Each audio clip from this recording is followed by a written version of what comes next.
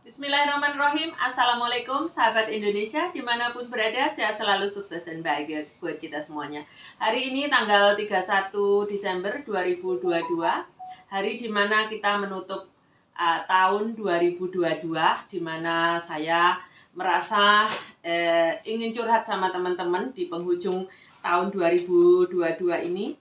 Alhamdulillah kita lewati dengan suka duka yang luar biasa, karena tahun 2022 itu di mana tahun pemulihan, di mana kita sudah melewati mau nangis rasanya ya, sudah melewati hari yang berat ya menurut saya. Dari 2020 awal, 2020, 2021 itu kita semua mengalami hal yang sangat berat, sangat sedih, sangat kayak ngedrop gitu semuanya. Saya rasa kita merasakannya hal yang sama. Terus saya merasa sangat bersyukur di hari ini saya sekeluarga masih melewati hari yang sangat indah, di mana menutup tahun 2022 itu saya masih berkumpul dengan keluarga saya. Alhamdulillah selama masa pandemi seluruh keluarga saya masih lengkap. Alhamdulillah, itu yang luar biasa, tidak bisa saya ungkapkan dengan kata-kata, yang membuat saya bersyukurnya tiada tara. Bagi saya selama 2 tahun terakhir ini duit bisa dicari gitu ya, sakit kita bisa berobat, masih bisa sembuh, masih bisa bernafas, itu alhamdulillah luar biasa.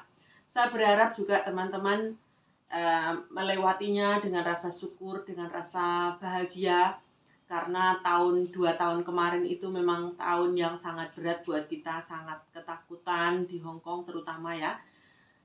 Di tahun 2020 awal itu saya pulang Indonesia, tak ceritani selama 2 tahun ini kepedihanku seperti apa ya.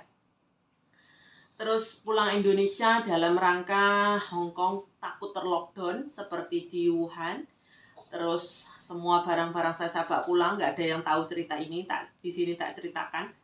Terus setelah itu tahun 2020, saya itu tahun 2019 itu masih traveling ke jembatan kaca ya, sama teman-teman, sama anak-anakku yang lain juga, bareng-bareng traveling saya itu. Terus waktu itu setelah itu saya dikasih tahu sama bapaknya, Cina sangat berbahaya, kamu jangan pergi lagi ke Cina ya. Terus aku bilang, bahaya kenapa? Baru diceritain lah bahwa di Wuhan itu lockdown dan yang lain-lain, banyak masalah. Tapi itu waktu itu di sini juga pas demo-demo itu kan, jadinya iya nak. Kok HP-ku kayak coba mami kasih. Terus setelah itu aku ingat betul tanggal 31 Januari tahun 2020 itu kita semuanya pulang. Kita semua itu dalam artian aku, anakku semua pulang. Aku mikirnya Indo Hong Kong sudah dinotifikasi untuk tidak sekolah sementara. Terus anakku tak bawa pulang semuanya. Terus pikirku biar sekolah di Indonesia atau biar belajar di Indonesia atau apalah, supaya di sini kita nggak terlalu takut gitu. Terus ternyata setelah sampai Indonesia itu Januari, Februari, terus Maret, jadi 2 bulan ya, 2 bulan saya pulang Indo, noto anak-anak semuanya udah selesai. Setelah itu balik sini Indonesia lockdown. Lockdownnya itu Maret tanggal 16 aku balik, Maret tanggal 18 lockdown. Jadi Angelisa sama Angelina itu tak daftarin di sekolah SD di Indonesia, kan SD mungkin nggak mahal ya kan, yang negeri punya itu. Terus Angelina masih TK, ternyata semuanya di sana juga lockdown. Ya sudahlah, akhirnya anakku itu 6 bulan di Indonesia. Jadi rasa takutku yang luar biasa, aku nggak bisa pulang, anaknya nggak bisa kesini.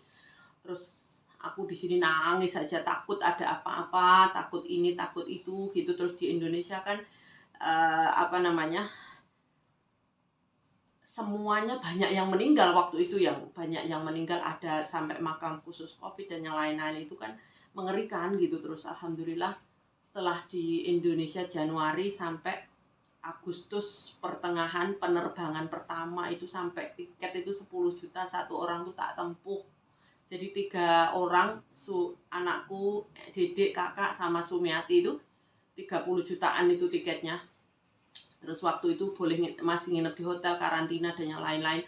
cerita kayak gitu mengerikan lah. 6 bulan terlockdown, anakku nggak bisa balik sini, aku di sini pun ketar-ketir gitu, setiap hari harus telepon, setiap hari lihat keadaan. Terus di Indonesia pun sudahlah, akhirnya aku mengikhlaskan, apapun tak relakan gitu. Alhamdulillah Agustus awal pertengahan atau awal itu sudah ada penerbangan, terus tak bawa ke sini balik. Terus alhamdulillah dari situ pengalaman bahwa berpisah dengan anak 6 bulan itu sangatlah sedih rasanya, sangat nggak tahan, nggak kuat diri gitu.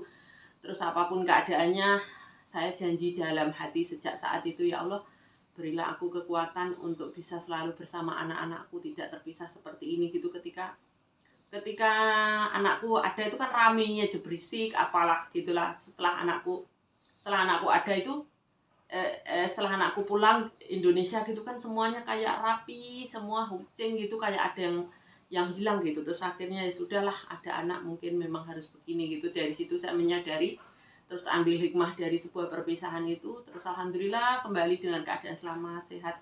Itu curhatku teman-teman. Selama itu terus secara ekonomi kita juga sangat drop ya, karena penerbangan dari Indonesia tidak ada. Terus setelah itu di Hong Kong pun memang keadaan sangat genting, jadi nggak sekolah, restoran tutup semua. Terus kita mau makan aja takut, mau keluar takut, mau ini takut, mau itu takut gitu, yang luar biasa sedih saat itu. Tapi terus di sini juga akhirnya aku pindah dari tempat yang nggak begitu nyaman, mungkin karena di sana udah lama bosan, akhirnya aku pindah di tempat yang lebih baru. Terus saya memutuskan untuk ruanganku itu, karena lama nggak pulang ya, ruanganku itu tak sulap sama seperti rumahku di Indonesia. Jadi aku merasa aku berada di Indonesia gitu, karena memang selama aku pindah ke sini itu setiap 3 bulan, 2 bulan, 4 bulan itu aku harus pulang. Setahun 4-5 kali lah aku pulang gitu, karena memang ada kerjaan. Terus aku juga ada orang tua yang harus tak kunjungi setiap saat gitu ya. Terus setelah itu tahun 2021 itu, 2021 awal Februari, kita semua terinfeksi 12 orang. Di rumah itu kita ada 5 orang. 5 orang sama anak-anak TKI ku yang nginep di sini. Ke lockdown lah, kita nggak bisa keluar. Itu juga 7 orang, berarti 5 sama 7 12. Itu semua terinfeksi. Jadi kita semuanya demam. Ya Allah, doaku Tuhan, ya Allah ampuni aku kalau emang aku salah, ya Allah hidupkan aku gitu ya. Maksudnya jangan kau ambil aku saat ini gitu. Saat itu yang ngeri itu gini, semuanya itu sudah sembuh 3 hari, 4 hari, 5 hari. Saya kan harus ngurus semua. Saya berdoa minta sama Allah, ya Allah kuatkan aku harus ngurusin semua orang ini. Aku harus sehat, aku harus hidup, aku harus bernafas gitu kan. Waktu itu kan sudah Omikron sih, alhamdulillah deltanya nggak sampai kena. Sudah Omikron itu terus sesak, dada sesak, sesak, badanku panas, semuanya udah sembuh. Saya ngopeni 12 orang itu semuanya sudah sembuh. Sayanya nggak sembuh-sembuh gitu sampai 15 hari. Terus sedih rasanya ya. Terus setelah melewati fase itu sekitar 20 hari lah, mungkin 20 hari. Terus anak-anak datang terinfeksi, aku pun masih ngurusin anak-anak untuk karantina dan yang lain-lain. Maksudnya dalam keadaan sakit pun aku harus ngurusin mereka gitu. Tapi ya memang itu tanggung jawabku. Kadang-kadang kan tempo hari waktu itu kan majikan mutus kontrak gitu kan, banyak sekali kondisinya. Terus akhirnya kesedihan saya bertambah itu ketika banter-banter pandemi itu kita semua kena. Terus aku lagi share untuk cara menggunakan rapid test, cara ini kan, terus share apa gitu di Facebookku. Terus Facebookku blok mati. Itu pemberitahuannya di Facebook karena diblok sama Facebook karena konten mengenai sensitive thing gitu. Jadi nggak dibalikin lagi. Padahal fotoku udah 2 juta lebih. Itu Facebook itu sudah 15 tahun tak pakai. Terus ya wis lah anyway. Terus setelah itu cerita ini sepanjang tahun 2000 sampai 2021 itu 21.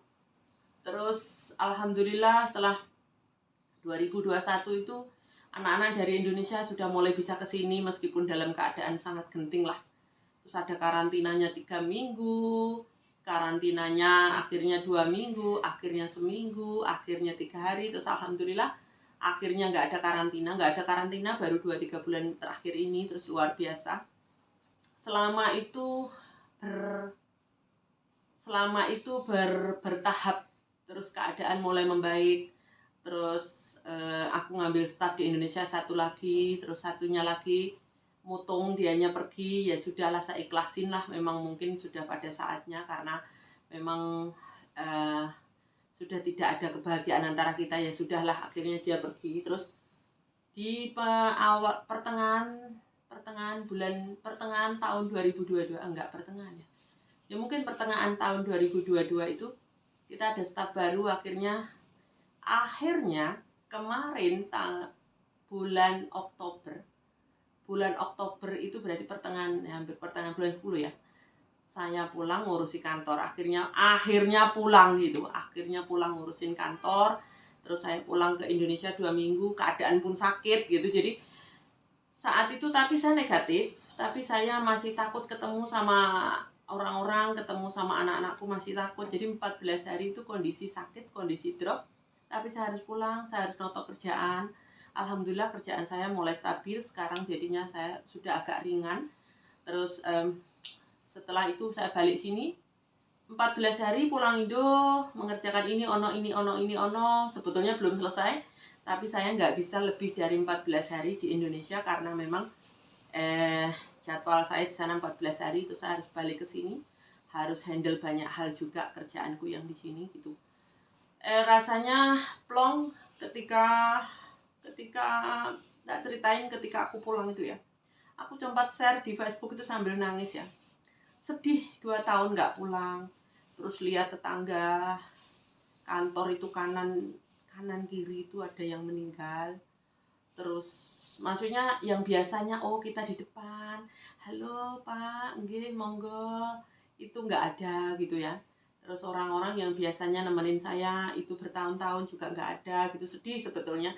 Cuman apapun itu memang saatnya harus berpisah, saya pikir begitu. Terus tetangga yang di kampung ibuku juga, tetangga itu banyak yang meninggal. Aku pulang itu rasanya nggak bisa ngomong. Rasanya aku hanya bersyukur luar biasa karena aku masih dalam keadaan bernyawa menemui orang tuaku.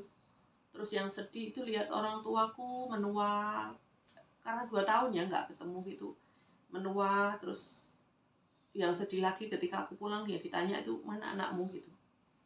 Selalu ditanya mana anakmu, ya namanya orang tua pasti yang ditanyakan anaknya. Bernafas dulu teman-teman. Yang ditanyakan pasti cucunya. Terus setelah itu pulang Indonesia 2 minggu, kerjain anak ini ono, settle kerjaan. Terus akhirnya ngajarin guru baru, ngajarin banyak hal lah gitu. Terus akhirnya saya balik sini. Terus balik sini nggak ada yang istimewa, semuanya baik-baik saja, aman-aman saja, alhamdulillah. Terus kemarin tanggal 29 itu kita diumumkan tidak perlu Gongdae Kimcha itu PCR massal yang diwajibkan itu ya. Kalau nggak PCR didenda dan yang lain-lain. Sekarang nggak ada masalah itu lagi, alhamdulillah. Terus nggak ada vaksin pas dari tanggal 29 itu juga, itu berita bahagia untuk kita yang ada di Hong Kong khususnya.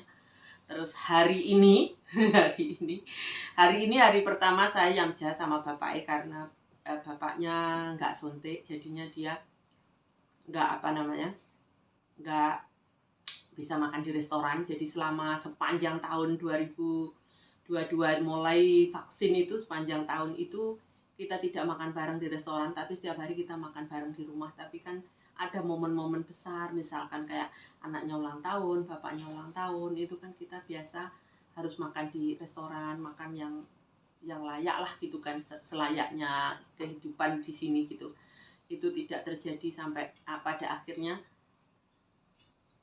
akhirnya hari ini hari ini kita yamja, kita jalan-jalan, terus malam kita nggak keluar karena menjelang tahun baru itu selain banyak orang, takutnya kita terinfeksi dan yang lain-lain, jadinya kita stay di rumah. Jadinya saya bikin konten untuk teman-teman. Itu cerita saya dari sepanjang masa pandemi sampai berakhir normal ini. Luar biasa. Apapun itu terlewati dengan sempurna. Saya sampai ngomong sama Bapak tadi itu berkaca-kaca. Saya tadi ngomong, saya minta dibeliin cincin, tadi saya beli sendiri. Terus habis itu saya kwitansinya tak kasihkan bapaknya. Saya bilang, tahun ini aku kan menemanimu. Aku bilang gitu kan. Tahun ini aku menemanin kamu ya. Aku minta cincin, sudah tak beli. Ini kwitansinya gitu. Terus bapak, iya. Aku kalau minta gitu sadis ya teman-teman. Jadi ini cincinku baru ya teman-teman, pamer sih. Tadi beli, murah sih, cuma 3.000-an berapa gitu. Terus tapi kan bukan hal yang, bukan masalah murahnya gitu, masalah aku ngomongnya itu sama bapaknya. Aku sepanjang tahun ini kan nggak pulang nemenin kamu. Aku minta ini ya, sudah tak beli. Terus ini kwitansinya. Iya, nanti tak transfer duitnya gitu. Terus sebetulnya ya biasa, kebiasaanku kayak gitu. Kalau aku minta sesuatu gitu, beli dulu, habis itu kwitansinya tak kasihkan gitu. Ceritaku sepanjang tahun 2020 sampai 2022, alhamdulillah luar biasa.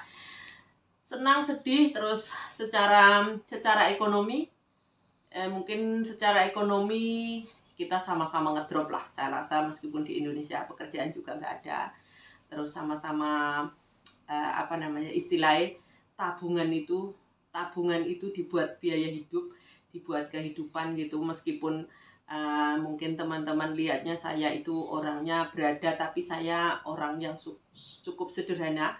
Jadinya hidup saya itu tidak seperti yang kalian lihat di YouTube atau di Facebook saya selalu makan karena makan itu kan kebiasaan kita gitu. Jadi sepanjang tahun apalagi sebelum pandemi itu kita makan karena memang ada momen-momen tertentu, acara-acara teman ulang tahun atau undangan atau apapun itu. Jadi untuk saya secara pribadi, saya sangat sederhana lah untuk ukuran orang Hongkong gitu.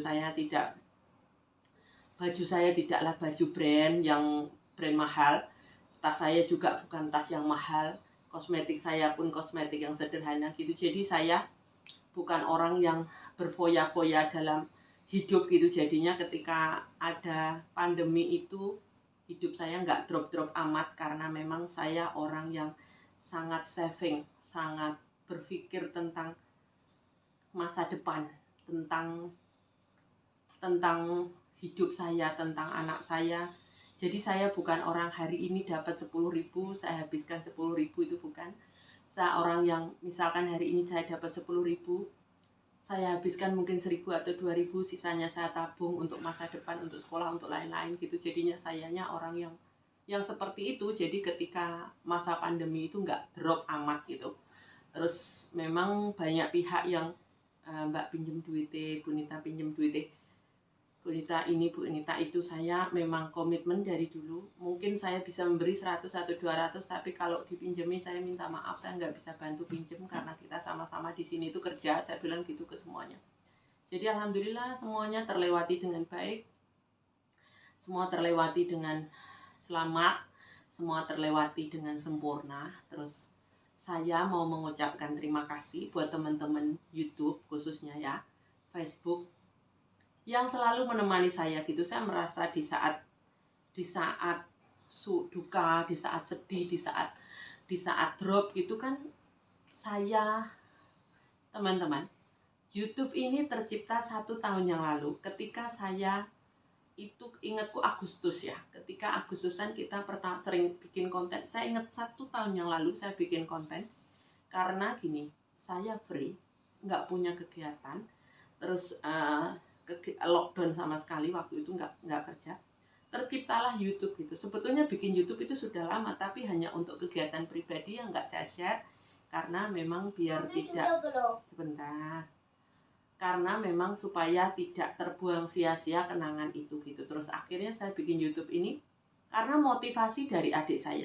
Adikku bilang gini, Mbak, sampean bikin YouTube, apa namanya, kan bisa motivasi anak-anak calon tenaga kerja dari Indonesia ataupun di Hong Kong. Terus mungkin sampean kan orangnya lincah untuk berbicara dan public speakingmu kan bagus gitu. Temanku juga ngomong public speakingmu bagus, jadi kamu bisa tuh bikin konten atau ini kan. Terus tak pikir-pikir ya sudah, mungkin memang harus konten karena sebelum konten saya sudah di Facebook itu setiap hari ya promosi, ya kerja, itu tak live itu karena dari situ bisa komunikasi sama teman-teman.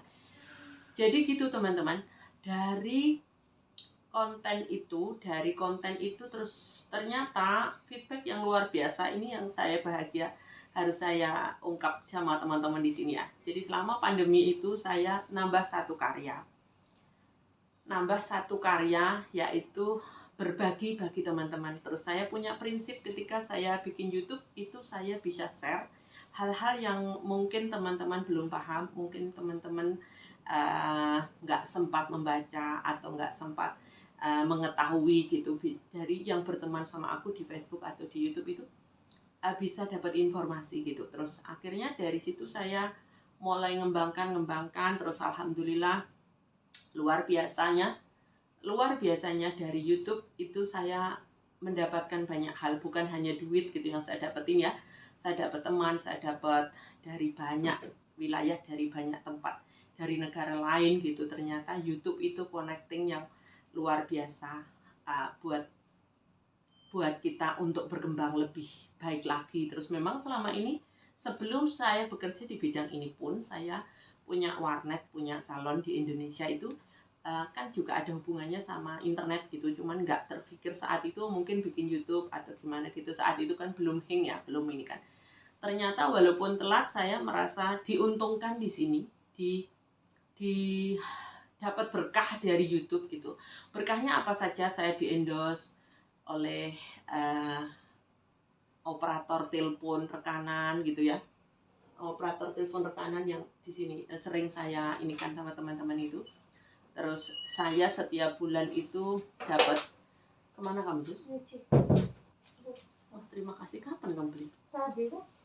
Terus saya dapat dari rekanan itu setiap bulan teman-teman. Nah, setiap bulan itu ini dari kartu ini ya. Ini tak ceritain, setiap bulan aku tuh dapat hampir 3.000 sampai 5.000. Ini free dari mereka. Karena saya di-endorse sama rekanan ini, maksudnya dijadikan sponsor gitu ya.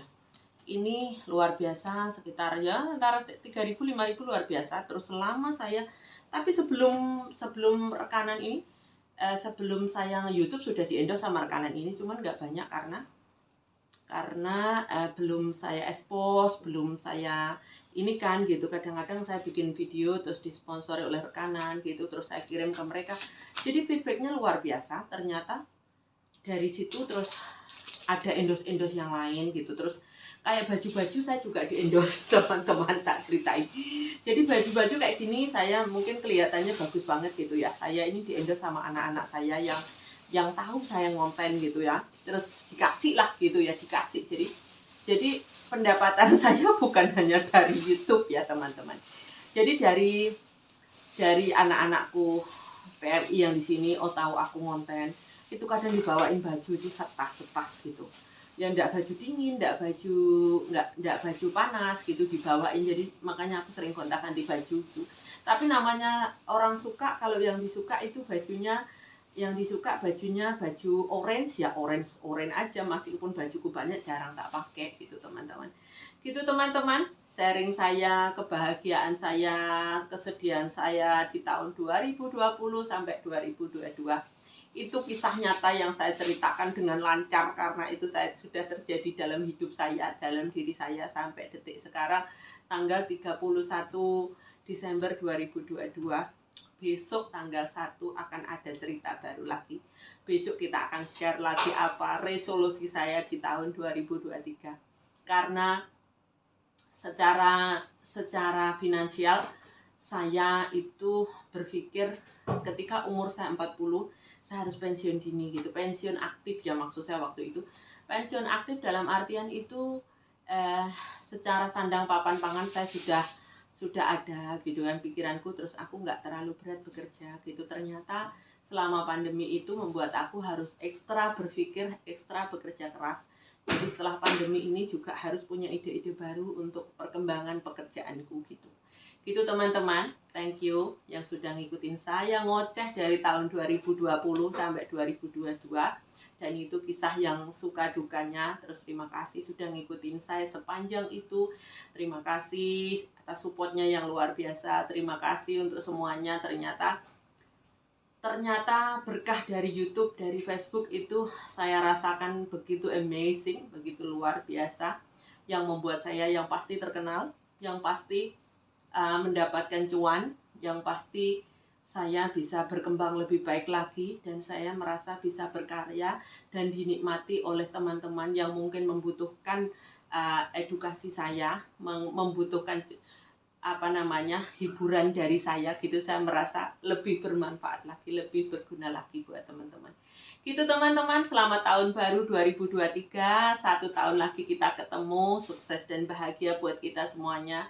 Semoga di tahun 2023 ini tahun 2002 ini sudah kita lewati dengan sempurna. Tahun 2023 kita akan lebih baik lagi di harinya. Nanti resolusi tahun 2023-nya saya akan memotivasi teman-teman untuk bisa lebih sukses dan bahagia, untuk kita bisa lebih mensyukuri nikmat dari Tuhan Yang Maha Esa ini yang luar biasa. Thank you untuk supportnya luar biasa. Sukses dan bahagia buat semuanya. Saya mohon pamit. See you in next video. Jangan lupa like, subscribe channel YouTube ini supaya saya lebih bersemangat lagi. Thank you semuanya. Assalamualaikum. Bye-bye.